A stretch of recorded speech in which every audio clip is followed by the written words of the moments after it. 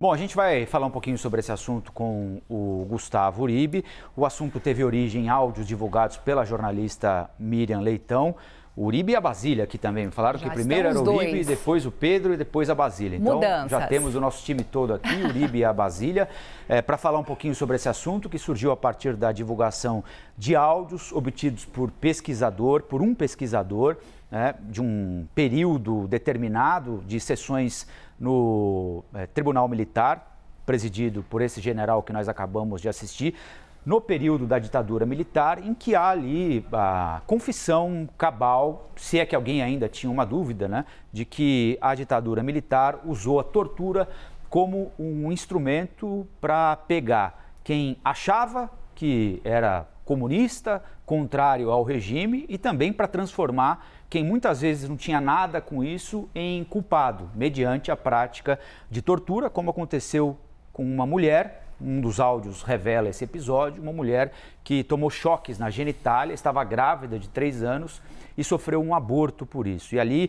há o constrangimento, inclusive, de militares que compunham o tribunal na época com práticas adotadas durante o período da ditadura militar. Bom, Uribe, muita gente está sem Páscoa desde a década de 60, porque não sabe onde está o filho, porque não sabe onde está a mãe, porque não conseguiu sepultar o pai, porque o corpo foi despejado em algum canto.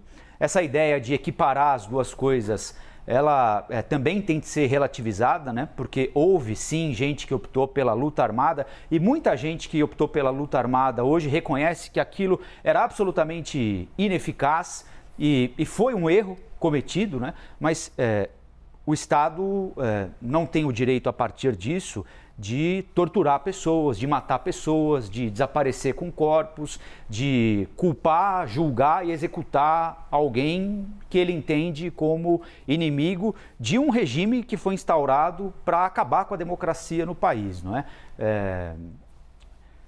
Enfim, e aí, Uribe, eu não tenho nem o que te perguntar muito a respeito disso, porque são declarações que mostram que a gente não resolveu esse assunto do jeito que deveria ter resolvido e ele vai constantemente ressurgir, porque é como, infelizmente, é como não sepultar um cadáver devidamente, A gente não sepultou esse cadáver e ele está aí e a gente vai andar pela casa e de repente vai se deparar com alguma coisa que está ali para ser resolvida e ou alguém vai resolver ou vai ficar desse jeito aí, indo e voltando o tempo todo, E é grave, Colombo, fingir normalidade a isso. Se existe um incômodo, um esqueleto no armário, as Forças Armadas não fazem uma autocrítica sobre esse tema, finge que não existe. O presidente do STM disse que é bobagem, é besteira.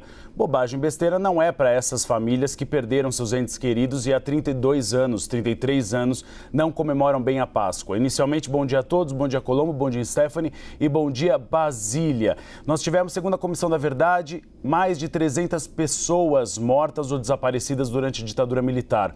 Você tem um trabalho, por exemplo, na Vala de Perus, em São Paulo, que deve acabar agora em maio. Você teve 32 anos para tentar achar o que podem ser 40 ossadas de pessoas que ainda não foram identificadas e serão agora.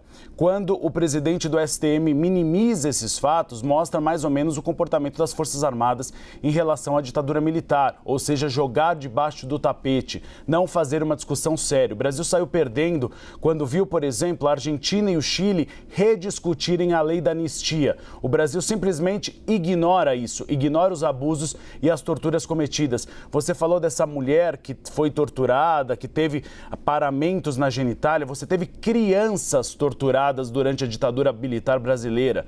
Crianças que foram levadas a sessões de tortura para ver seus pais serem torturados e não teve nenhum tratamento psicológico a elas. Elas sofrem, muitas delas, de traumas relativos a esse período. Então, o Brasil saiu perdendo de não rediscutir a lei da anistia. Isso pode ainda ser feito. O Supremo Tribunal Federal tem uma ação que ainda está em curso, não pretende se julgar durante as eleições deste ano, justamente porque as Forças Armadas acabaram se envolvendo muito com o governo de plantão e isso pode causar algum tipo de constrangimento na visão de ministros do Supremo Tribunal Federal, mas o PSOL ingressou com uma nova ação também, justamente para revisar a lei da anistia. Então, o que a gente vê é o presidente do STM minimizando o que não deveria ser minimizado. E aí nós vemos o quê? Uma cobrança das Forças Armadas de que o governo do PT, por exemplo, deveria fazer uma autocrítica em relação à lei da anistia e também, quando quer rediscutir, e também em relação à Comissão da Verdade. Mas já passou da hora das Forças Armadas fazerem uma autocrítica dos abusos e mortes perpetrados por ela durante a ditadura militar brasileira. Ô Basília, o pessoal falando aí de esqueleto no armário, eu acho que é mais o elefante na sala, né? É um período recente da nossa história que algumas figuras, né, de alguma maneira direta ou indiretamente ligadas com agentes que tiveram relação direta com essa história, se recusam a falar, se recusam a tratar ou até tentam minimizar. E para as vítimas, para as centenas de famílias das vítimas que estão aí até hoje buscando respostas, não dá para tratar assim, né, Basília? Olha, é uma ferida aberta, né? Muito bom dia, Stephanie Colombo e meu amigo Uribe. E que, infelizmente, volta porque, de fato, tanto as Forças Armadas como pessoas do governo, de modo geral, não admitem este erro que é do Estado. Não é desse ou daquele governo, é do Estado. O Brasil agiu assim com essas pessoas por meio de seus agentes de repressão. Olha, o presidente do Supremo Tribunal Militar, ou melhor, do Superior Tribunal Militar, demorou algumas horas para se manifestar. No primeiro momento, ele chegou a ser aconselhado a não partir para o enfrentamento ou estaria expondo ainda mais o tribunal. No fim das contas, ele aproveitou essa sessão ontem para acabar discorrendo a respeito deste episódio que já entrou como uma grande notícia deste ano de 2022, voltando a áudios que têm quase 40 anos, datados de décadas atrás e que mostram, naquela ocasião, a insatisfação, o incômodo de integrantes do STM com a ditadura militar. Passadas tantas décadas, você vê que o presidente do STM, no entanto, tem um pensamento retrógrado.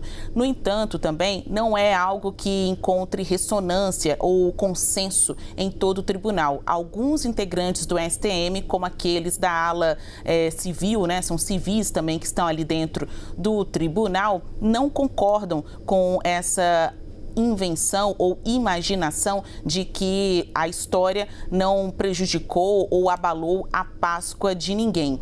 E não acaba aí, apesar do escárnio, apesar da ignorância mesmo com a história, isso deve acabar numa investigação no Congresso Nacional. Os áudios que vieram à tona estavam no STM, que no primeiro momento negou a disponibilização deste material aos pesquisadores, que tiveram que recorrer ao Supremo Tribunal Federal para ter acesso a este conteúdo. Agora, o que isso acaba levantando suspeitas de que tem mais coisa aí, mais áudios, mais registros, né, mais provas do que todo mundo já sabe.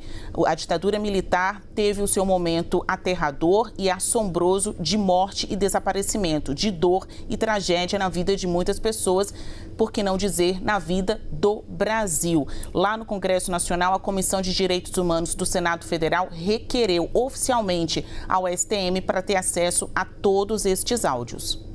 Eu queria só saber de vocês, para encerrar rapidamente, o presidente Jair Bolsonaro nunca fez questão de esconder, não é, a simpatia dele pelo regime, inclusive exaltando o torturador, o brilhante Ustra, no voto, quando era deputado, durante o processo de impeachment da ex-presidente Dilma Rousseff. E o deputado Eduardo Bolsonaro usa camiseta com a inscrição e a imagem do torturador, não é? O vice-presidente Hamilton Mourão esses dias deu risada quando perguntou se vai trazer o morto de volta para investigar o caso e tudo mais. Então, existe uma ala política, né, que trata isso com alguma normalidade, até como uma conduta correta, adotada naquele momento da história, né? Vocês acham que esse assunto se prolonga? É claro que é uma questão menor, mas ao mesmo tempo não. Vocês acham que isso se prolonga até a eleição? Essa discussão de novo? Porque em 2018 não pegou, né? Todo mundo, não, porque o presidente é isso, aquilo, gosta desse, gosta daquele. Ninguém deu bola para isso, né? Vocês acham que esse ainda é um assunto com o qual a população em geral, né, vivendo num ambiente de pandemia, de perda de renda e tudo mais, esse é um assunto que tem apelo para as pessoas ou ficou para trás? Eu acho que as forças ali no Congresso Nacional vão tentar puxar por um tempo, ou o máximo possível, sim, até exigindo esses áudios e que os pesquisadores sejam ouvidos em comissão, ali na Comissão de Direitos Humanos do Senado Federal. Mas, na prática, quando o segundo semestre começar, quando a fase mais aguerrida, né, da campanha no corpo a corpo, indo às ruas pedir voto, de fato tiver início, não acho que seja um assunto que persista até lá, até a definição do voto das pessoas em outubro deste ano. Este sentimento de não ter autocrítica, de nem mesmo fazer uma meia-culpa, é algo que vai se repetir ainda por muito tempo na história do Brasil, né? Enquanto a gente não realmente tirar todos os esqueletos do armário e também admitir que o Estado errou, isso nunca vai sair da pauta, só que não é uma pauta da grandiosidade a ponto de impactar na definição do voto. Fala, Uribe. Colombo, eu acho que nesse primeiro momento é o que se faz uma brincadeira muito grande com os países escandinavos. Por exemplo, na Suécia estão preocupados com uma questão que aqui no Brasil não se preocupariam, porque nós temos problemas maiores e mais imediatos. A questão da inflação é muito alta, a questão da miséria, que aumentou muito no atual governo depois da pandemia do coronavírus. Mas é um tema que não deve ser ignorado, porque isso é história. E é importante termos registrado a história para não repetirmos barbaridades na nossa história. Então, é muito importante que o poder público e que aqueles candidatos que não concordam com a tortura durante a ditadura militar, que eles repitam esse ponto e eles acabem tentando que o poder público tome medidas justamente para conseguir tentar consertar, não apagar, porque o objetivo não é apagar essa mancha na história brasileira, mas tentar fazer com que esse tema vá para as salas de aulas. É por isso que é muito preocupante quando o governo federal chegou a discutir no início do mandato do presidente Jair Bolsonaro que você tivesse a retirada desses pontos do material escolar nas escolas, ou seja, que você alterasse a visão sobre a ditadura militar. E aí não foi adiante porque houve uma pressão da sociedade. Então a sociedade precisa pressionar sim a justiça militar para que faça uma autocrítica, para que faça uma investigação séria. E por que não, e isso já é dito no Congresso Nacional, acabar com a justiça militar. Não tem muito mais motivo nós termos uma justiça militar tão poderosa no Brasil, sendo que o número de militares é muito menor do que o número de civis. E em outros países, os militares são julgados pela justiça comum. Ou seja, você não cria uma justiça especial, um certo privilégio para os militares, como existe no Brasil.